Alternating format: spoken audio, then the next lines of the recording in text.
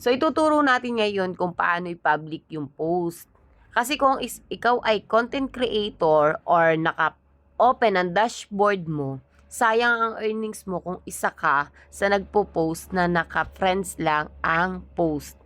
So, start tayo sa menu. And then, hanapin natin itong settings.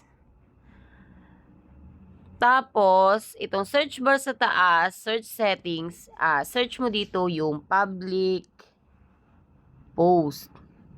Lalabas na to.